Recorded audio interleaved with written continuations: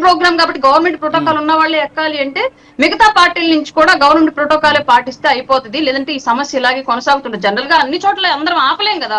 ఒక విలేజ్, ఒక మండలం, ఒక నియోజకవర్గం అయితే దాన్ని కంట్రోల్ చేయొచ్చు. బట్ 175 నియోజకవర్గాల్లో ఇంతమంది నాయకుల్లో అందరూ ఒకేలాగా ఆలోచిస్తారు, అందరూ ఒకే రకంగా సమన్వయం పాటిస్తారని చెప్పేసి మనం 100% చెప్పలేం. కాబట్టి అధినాయకత్వం నుంచి తీసుకున్నటువంటి నిర్ణయాలే కొంత సమన్వయం పాటించేలాగా 3 పార్టీల మధ్యలో ఉంటే ఈ సమస్యలను గ్రౌండ్ లో లేవనెత్తకుండా ఉంటాయని చెప్పేసి అనేది మా అభిప్రాయం.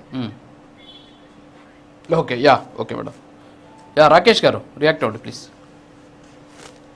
నేను అనేది ఏంటంటే ప్రతి చోట సమస్యలు ఉంటాయి, కానీ సమన్వయం ఒకటే కీలకం. సో ఇక్కడ కూడా వర్మ గారు పవన్ కళ్యాణ్ గారిని విమర్శించలా, పవన్ కళ్యాణ్ గారు కానీ లేకపోతే ఇంకొకళ్ళు కానీ వర్మ గారిని విమర్శించలా. అధికారుల యొక్క సమన్వయ లోపం ఏదైతే ఉందో, వారికి మాకు జరుగుతున్న ఇబ్బందులు ఏవైతే ఉన్నాయో వాటిని వర్మ గారు ప్రస్తావించారు. గతంలో బ్రిడ్జ్ విషయంలో కానీ ఫండ్స్ విషయంలో కానీ పైనుంచి ఇన్స్ట్రక్షన్స్ ఉన్నా మీరు పని లేట్ చేస్తున్నారని చెప్పి అధికారులను హెచ్చరించారు. ఈ రోజు పోలీసు వారు పత్యుత్సాహం ప్రదర్శించారు తప్ప ఎక్కడా కూడా పార్టీల మధ్య ఎక్కడా కూడా గ్యాప్ లేదు, ఎక్కడా కూడా ఎవరు విమర్శించుకోవట్లా. కొంతమంది చోటా మోటా నాయకులు, లోకల్ స్థాయిలో వైసీపీ నుంచి వచ్చిన నాయకులు ఎవరో ఒకళ్ళిద్దరు ఎక్కడో కావాలని రెచ్చగొట్టాలని ఎవరో ఏదో మాట్లాడుతూ ప్రతి సందర్భాన్ని వీడియోల్లో పెట్టి దీన్ని ప్రగల్భాలు పలికి చేయాలని చూస్తున్నారే తప్ప ఎటువంటి సందర్భమే లేదు. పవన్ కళ్యాణ్ గారైనా చంద్రబాబు నాయుడు గారు కానీ చాలా సమన్వయంతో వెళ్తున్నారు. ఎందుకనంటే ప్రజలు ఏదైతే పడ్డ కష్టాలు బాధలు ఉన్నాయో వాటిని టార్గెటెడ్ గా పెట్టుకొని అవి తీర్చటమే ఈ ప్రభుత్వం యొక్క మొట్టమొదటి లక్ష్యం. దానికోసమే ఈ ప్రభుత్వం. రాకేష్ గారు మిమ్మల్ని ఒక క్వశ్చన్ అడుగుతా. ఇంత ముందే మన రాయబాటి అన్న గారు మాట్లాడుతూ ఒక మాట అన్నారు ఏంటంటే, మేము కూడా చాలా చోట్ల ఇబ్బందులు పడుతున్నాం, మమ్మల్ని కూడా ఇబ్బందులు పెడుతున్నారు, అయినా సరే మా అధినాయకుడు మాకు ఒకటి నేర్పించారు, ఆయన ఇచ్చినటువంటి ఇన్స్ట్రక్షన్స్ మేరకు మా బాధలను కూడా బయటికి రానియకుండా మేము సంయమనం పాటిస్తున్నాం. కానీ వర్మ గారు ట్వీట్ల రూపంలో ఈ విధంగా ఆయన ఆవేశాన్ని వెలగెక్కే ప్రయత్నం చేస్తున్నారు. ఎందుకు మీ అధినాయకత్వం ఎందుకని వర్మ గారిని కంట్రోల్ చేయలేకపోతుంది? సరే ఆయన పార్టీలో ఉన్నారు, సరే ఆయన చంద్రబాబు గారు గుండెల్లో ఉన్నారా లేకపోతే ఇంకెక్కడ ఉన్నారో పక్కన పెడితే కనీసం కంట్రోల్ చేయాల్సినటువంటి బాధ్యత పార్టీకి ఉంది కదా. ఇప్పుడు మీరే అవకాశం ఇచ్చినట్టు అవుతుంది. అదే వర్మ గారు సైలెంట్గా ఉంటే ఈ రోజు ఇలాంటి ఇష్యూస్ లేవు. మరి అలాంటి ప్రయత్నం ఎందుకు జరగట్లేదు పార్టీ నుంచి? రాజు గారు మళ్ళీ మీరు అదే టాపిక్ అంటున్నారు. నేను చాలా క్లియర్గా చెప్తున్నా, ఇవన్నీ కూడా టీ కప్పులో తుఫాన్ లాంటివి, మనం అంత పెద్ద అంశాలు కావు. ఒక ఇంట్లో మనందరం కూడా కుటుంబ సభ్యుడిగా ఉన్నప్పుడు మా అబ్బాయి ఉన్నాడండి, వాడికి మనం ఇంట్లో ఏదో కూర చేసి పెడతాం, వాడికి ఆ కూర నచ్చదని గొడవ చేస్తాడు, అయినా సరే మనం గద్దాయించి నువ్వు తినాల్సిందే అని చెప్తాం. దానికోసం మన మధ్య విభేదాలు గొడవలు ఉన్నాయని ఎక్స్పోజ్ చేసుకుంటామా? సర్వసాధారణమైన విషయాలు సార్ ఇవన్నీ కూడా. అతనికి పదవి ఏదైతే ప్రోటోకాల్ విషయాల్లో అతను ప్రజలకు మంచి చేయాలనే విషయాల్లో కొంత లేట్ అవుతా ఉంది. కార్యకర్తల నుంచి కొంత ఒత్తిడి ఉంటది.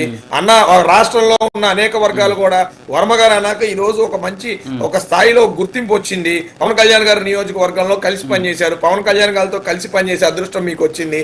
కానీ నువ్వు కష్టపడ్డావు కదా, నీకు కూడా ఏదో ఒకటి ఉంటే బాగుంటదని. సో ఖచ్చితంగా ఉంటది. ఆ నిర్ణయం తీసుకోవాల్సింది మా అధినాయకత్వం. సరైన టైంలో అధినాయకత్వం నిర్ణయం తీసుకుంటది. దాని గురించి మనం ఒక ట్విట్ అన్నాడనో లేకపోతే ఇంకోటి ఏదో చెప్పాడనో లేకపోతే ఒక మాట అన్నాడనో అతను మా క్యాండిడేట్ కాకుండా పోడు, మా మనిషి కాకుండా పోడు. అతని బాధను అతను వెళ్ళకక్కాడు. అతనికి 2-3 సార్లు పార్టీ నాయకులు చెప్పారు, కొంచెం సమన్వయం ఆలోచించు, ఇది కూటమిలో రకరకాల ఈక్వేషన్స్ ఉంటాయి, ప్రభుత్వంలో మీకు తెలిసిందే, మనం ఈ విధంగా వెళ్ళాలి అని చెప్పి రాబోయే రోజుల్లో బైఫర్కేషన్ వస్తుంది. 50 నియోజకవర్గాలు పెరగబోతున్నాయి. ఈ నియోజకవర్గాలు పెరిగిన దాంట్లో వర్మ గారి నియోజకవర్గం వర్మ గారు పోటీ చేస్తారు, పవన్ కళ్యాణ్ గారి నియోజకవర్గం పవన్ కళ్యాణ్ గారు పోటీ చేస్తారు. ఎటువంటి ఇబ్బంది ఉండదు. ఇవన్నీ కూడా ఎక్కడికక్కడ సమన్యాయం జరిగిపోతాయి. కొంచెం ఓపిక పడితే ప్రతిదీ కూడా సెపరేట్ అవుద్ది. ఏదైనా వర్మ గారికి ఇంకా ఒక ప్రోటోకాల్ పద్ధతి అనేది రాలేదు కాబట్టి ఈ బాధ అనేది వెళ్ళకక్కుతుంది. రేపొద్దున వచ్చిన తర్వాత నుంచి మీరు చూసినట్టయితే ఇంకో షేడ్ చూస్తారు వర్మ గారి దగ్గర. ఎందుకంటే ఆయనే చంద్రబాబు నాయుడు గారిని పవన్ కళ్యాణ్ గారిని ముందు పెట్టుకొని ఆయన పని చేస్తా ఉంటాడు. సో దానికోసం కొద్దిగా ఓపెన్ ఉంటుంది. ఎందుకంటే కార్యకర్తల్లో కూడా ఈ రోజు చాలా ఇది వచ్చిందండి. కార్యకర్తల్లో కూడా గవర్నమెంట్ వచ్చేసింది, ఇవ్వాలే రెడ్ బుక్ ఓపెన్ చేయాలి, ఇవ్వాలే వాళ్ళ సంగతి చూడాలి, ఇవ్వాలే మా అందరికి పొజిషన్స్ వచ్చేయాలి అనే ఒక ఇంటెన్షన్ ఉంది. ఆ ఇంటెన్షన్ ని సమన్వయం అంటే ఒక విషయం మీరు ఆ ఇష్యూ మాట్లాడారు కాబట్టి నేను చెప్తున్నా, రాకేష్ గారు రెడ్ బుక్ ఇప్పుడే ఓపెన్ చేసేయాలి, రెడ్ బుక్ ఏదో జరిగిపోవాలని చెప్పేసి నాయకులు అనుకుంటున్నారు. కానీ యాక్చువల్గా చంద్రబాబు నాయుడు కానీ మీ కూటమి ప్రభుత్వం కానీ చాలా జాగ్రత్తగా చట్ట ప్రకారంగా అన్నీ చేసుకుంటూ పోతున్నారు. మీరు కోరుకున్న దానికంటే మీ పార్టీ కార్యకర్తలు కోరుకున్న దానికంటే ఎక్కువగానే రెడ్ బుక్ అమలవుతుంది. ఎందుకంటే జగన్మోహన్ రెడ్డికి పవర్ స్టేషన్స్గా జగన్మోహన్ రెడ్డికి ఎవరైతే 5 మంది ఆయన చుట్టూ ఉన్నటువంటి వాళ్ళు ఉన్నారో వాళ్ళందరూ కూడా చెల్లాచెదురు చేసేసినటువంటి పరిస్థితి, దాంట్లో సక్సెస్ అయింది మీ పార్టీ. సో దాని గురించి ఇప్పుడు ఎవరు బాధపడాల్సినటువంటి అవసరం అయితే లేదు. కాకపోతే ఇక్కడ ఏంటంటే వైఎస్ఆర్ కాంగ్రెస్ పార్టీకి ఒక అవకాశం కలుగుతోంది. ఎందుకు చిన్న మీరు చెప్పిన టీ కప్పులో తుఫానే అయినప్పటికీ కూడా అది సముద్రంలో తుఫాన్ లాగా మార్చేటటువంటి ప్రయత్నం బయట నుంచి జరుగుతుంది. ఆ అవకాశం ఎందుకు ఇవ్వాలి? దానికి మాత్రమే ఇప్పుడు ఎండ్ కార్డు పడాలి. దాని గురించి మాత్రమే మీరు చెప్పండి ప్లీజ్. ఆ అవకాశం ఎటువంటి పరిస్థితుల్లో కూటమి ప్రభుత్వం ఇవ్వదు. కొంత సమయం కావాలి. ఆ సమయంలో వర్మ గారికి న్యాయం జరిగిద్ది, పార్టీ కోసం కష్టపడ్డ వాళ్ళకి న్యాయం జరిగిద్ది. ఒకవేళ ఏదన్నా వచ్చినా అది మా పార్టీ నాయకుడు, అది మేము చూసుకుంటాం, మీకెందుకు ఆ బాధ అనేది నాకు అర్థం కావట్లా. వైసీపీ వాళ్ళకి ఎందుకు ఆ బాధ? టీడీపీ చూసుకుంటది.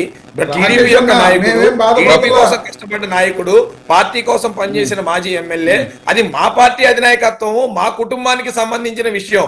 దీనిలో మీ కెమెరాలు పెట్టి ఈ వైసీపీ వాళ్ళ కెమెరాలు చూపించి ఇది భూతద్దంలో చూపించి అయ్యి బాబోయ్ వర్మ గారికి అభిమాన సంఘం మేమంతా ఉన్నాం, మీరెవరండి వర్మ గారి గురించి బాధపడటానికి? మా నాయకుడి గురించి మేము బాధపడతామండి.